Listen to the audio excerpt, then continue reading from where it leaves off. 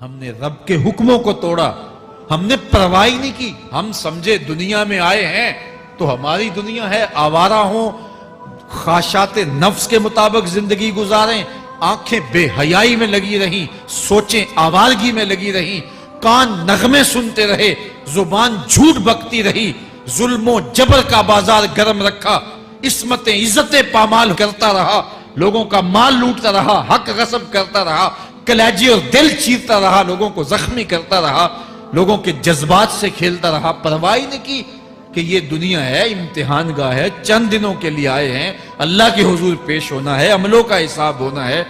اب جب وہ دیکھیں گے کہ ہمارے ساتھ کیا ہونے والا ہے تو ان کے چہرے پہلے بگڑ جائیں گے۔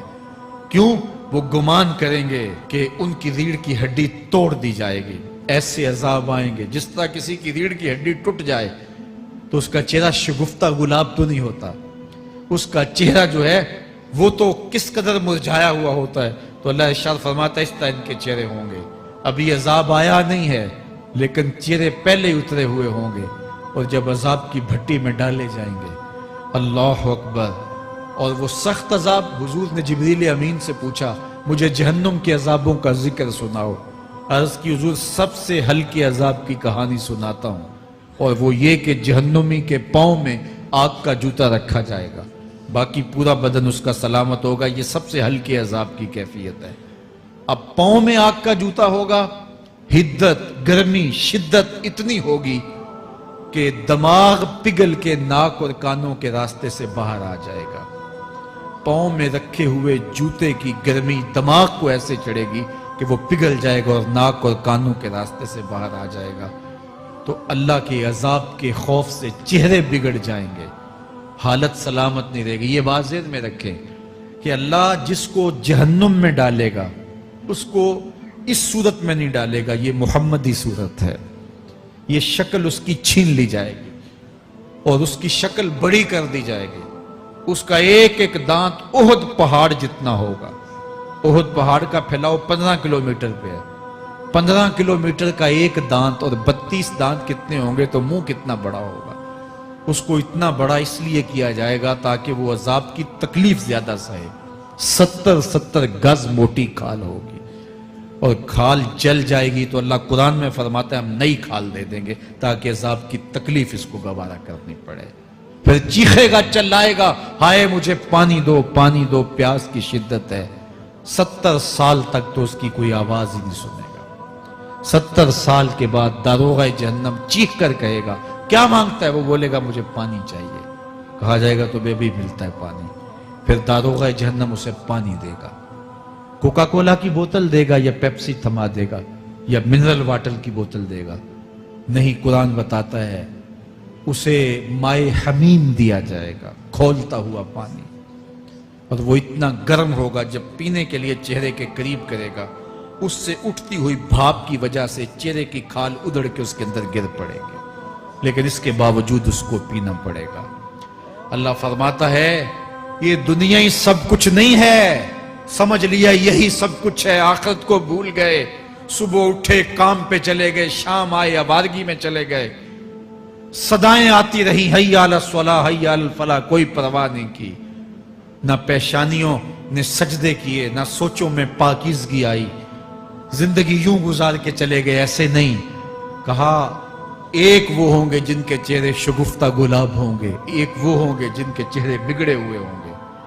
اللہ اکبر، کلا اذا بلغت التراقی، یہ تو قیامت کا منظر ہے نا، قیامت سے قبل بھی ایک منظر ہے، اللہ اس منظر کو بھی بیان کر رہا ہے، کلا اذا بلغت التراقی، ہاں جب جان گلے کو پہنچ جائے گی۔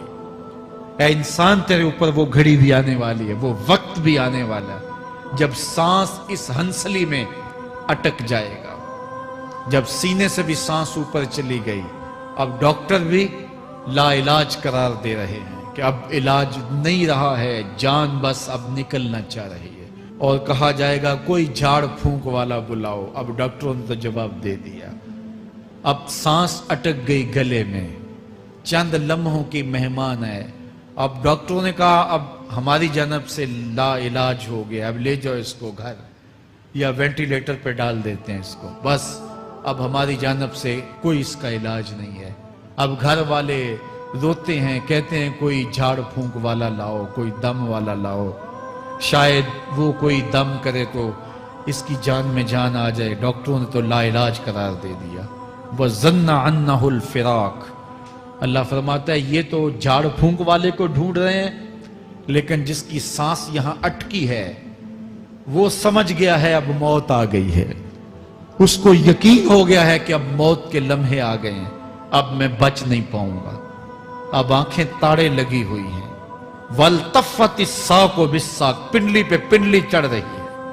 جب موت آ جاتی ہے تو پھر پنڈلی سے پنڈلی لپٹ جاتی ہے, اس کو پھر جدا کرتے ہیں اور جدا کر کے دونوں انگوٹھے باندھ دیتے ہیں تاکہ پنڈلی کے اوپر پنڈلی نہ چڑھے. اللہ وہ منظر بیان کرتا ہے, صاحب یہ وقت آنے والا ہے جب دونوں انگوٹھے باندھ دیے جائیں گے, جب ناک میں روئی ٹھونس دی جائے گی, جب چٹے لباس میں کفن دیا جائے گا, جب غسال کے سامنے بے بس پڑے ہوں گے, وہ چاہے یہ بازو اٹھائے چاہے یہ بازو اٹھائے, گرم پانی ڈالے یا سرد پانی ڈالے, جب بس پڑے ہوئے ہوں گے جو ہے وہ غسل دینے والوں کے, اور ناک میں روئی ہوگی اور دونوں انگوٹھے آپس میں بندھے ہوں گے. یہ محل, یہ ماڑی, یہ کوٹھیاں, یہ بنگلے جس کو سویر شام لگ کے حلال حرام کی تمیز کیے بغیر بنایا تھا, غوث اعظم رضی اللہ تعالیٰ عنہ بولے مکان بنا رہا ہے, بسیں گے اور حساب تو جا کے دے گا. اور یہ تو ایک رات بھی تجھے اس گھر کے اندر نہیں رکھیں گے کہ چلو ایک رات مہمان رکھ لیں. کہتے ہیں نہیں نہیں, مہمانوں نے بھی جانا ہے تو جلدی کرو, اس کو سپرد کراؤ. وہ تو تیرا لباس بھی پھاڑ کے اتاریں گے, خود غسل دینے کے لیے تیار بھی نہیں ہے. تجھ سے خوف آنے لگا ہے, جاندی واری ڈرونا بنے ہوتے, ہاتھ نہ لاندے ڈر دے, جنہ لئی تو پاپ کمائے اج کتھے نہیں تیرے کر دے. آج تو وہ تیرے ساتھ تجھے غسل دینے کے لیے آمادہ نہیں ہے. وَالْتَفَّتِ السَّاقُ بِالسَّاقِ. جب پنڈلی پہ پنڈلی چڑھنے لگ جائے گی, إِلَىٰ رَبِّكَ يَوْمَئِذٍ الْمَسَاقُ. اس دن تیرے رب کی طرف ہی لوٹ کے جانا ہے. فَلَا صَدَّقَ وَلَا صَلَّىٰ. اس نے نہ تو سچ مانا اور نہ نماز پڑھی. وَلَٰكِنْ كَذَّبَ وَتَوَلَّىٰ. ہاں جھٹلایا اور منہ پھیر کے چل پڑا. ثُمَّ ذَهَبَ إِلَىٰ أَهْلِهِ يَتَمَطَّىٰ. پھر اپنے گھر کو اکڑتا ہوا چلا. اولا لک فاولا ثم اولا لک فاولا. تیری خرابی آ پہنچی, ہاں تیری خرابی آ پہنچی. ایحسب الانسان ان یترک سدی. انسان دنیا میں یہ گمان کرتا ہے اس کو سدا چھوڑ دیا جائے گا. سدا عربی میں ایسے اونٹ کو کہتے ہیں جس کی مہار کسی کے ہاتھ میں نہ ہو. شترے بے مہار, جہاں مرضی جس گھاٹ سے چاہے پانی پیے, جہاں سے مرضی چارہ لے, تو شترے بے مہار کو کہتے ہیں سدا. تو یہ انسان بھی گمان کرتا ہے کہ میں بھی سدا ہوں, مجھے کوئی کیوں پوچھے, میرے جذبات پہ کوئی کیوں قدغن لگائے, مجھے کیوں روکے کوئی.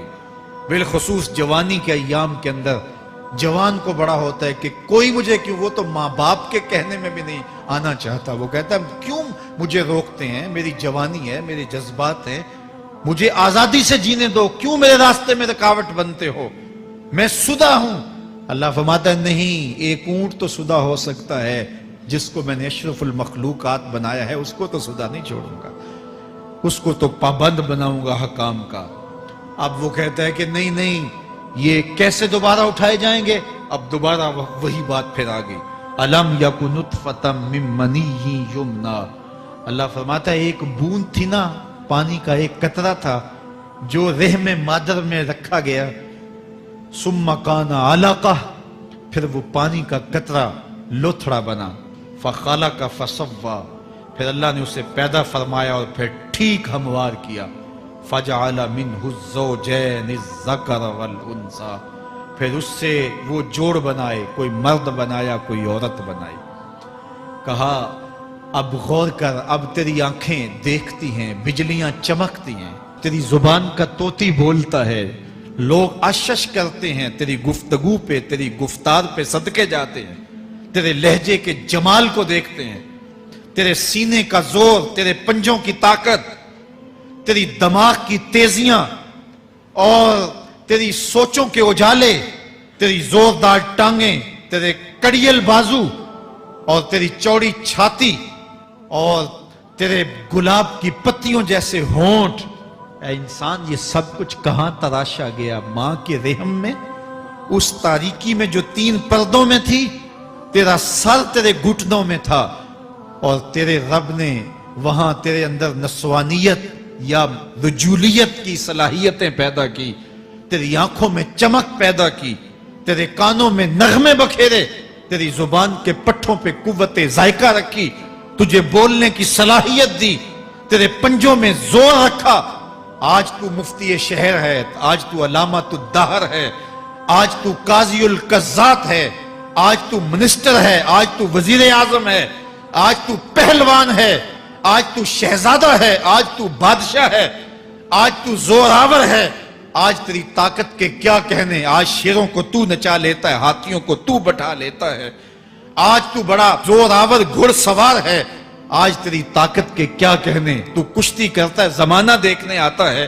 آج تیری طاقت کے شوہرے ہیں، تیری عظمت کے تنتنے ہیں، لیکن انسان تو ایک ناپاک قطرہ تھا اور رحم مادر میں تھا۔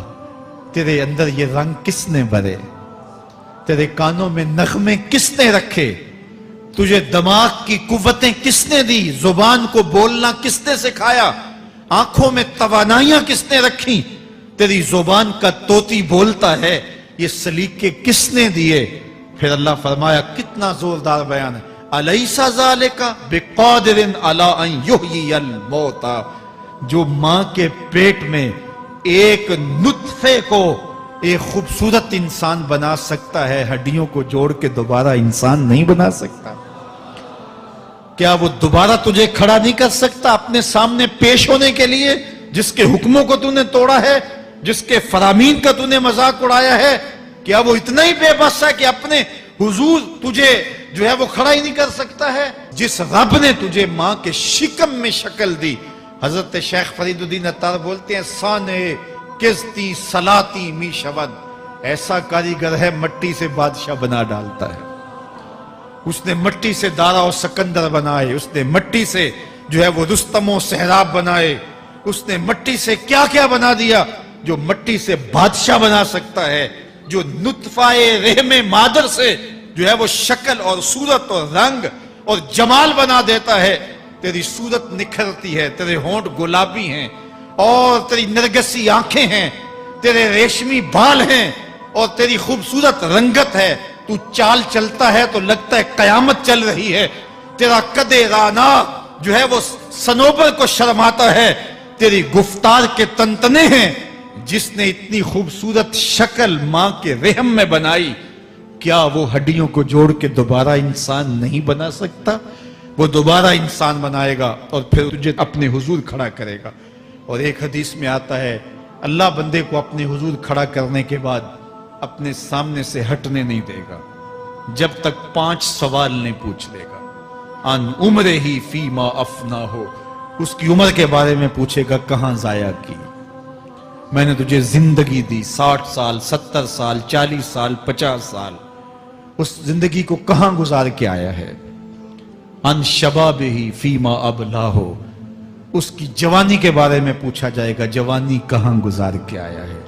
مجنوں تو نہیں بنا رہا، خواہشات کا اسیر تو نہیں ہو گیا، دیوانوں کی طرح زندگی تو نہیں گزار کے آ گیا؟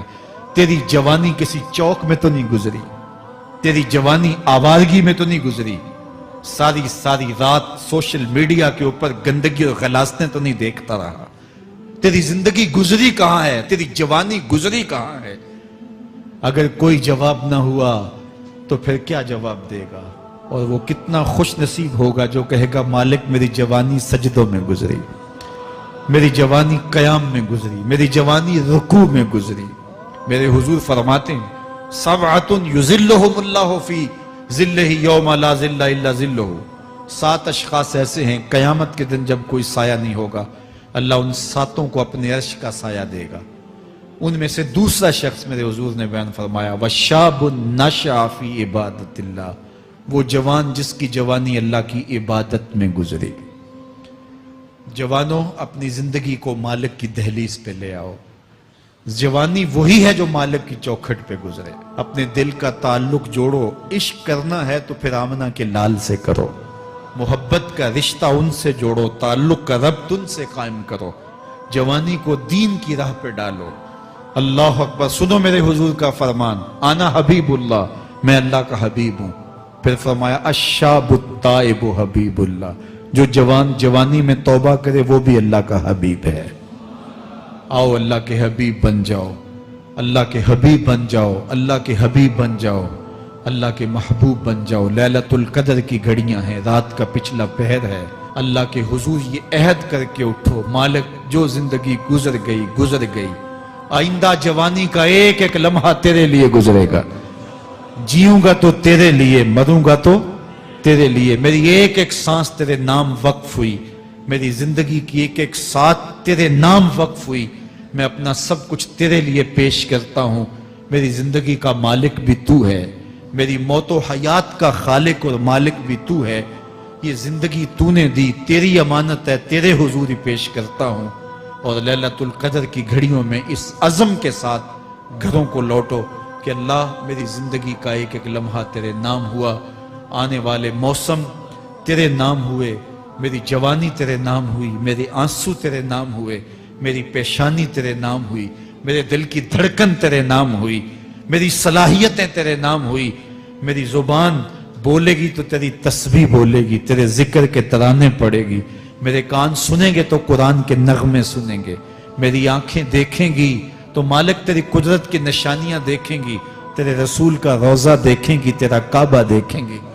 मालिक मेरी जुबान सच्चाई के नूर से मालामाल होगी और मैं सारी जिंदगी तेरे नाम करता हूं।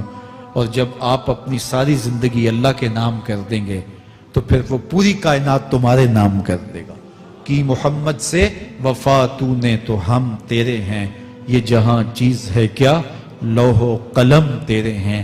अल्लाह आप सबको अपनी पनाह में, अमान में और हिफाजतों के साथ में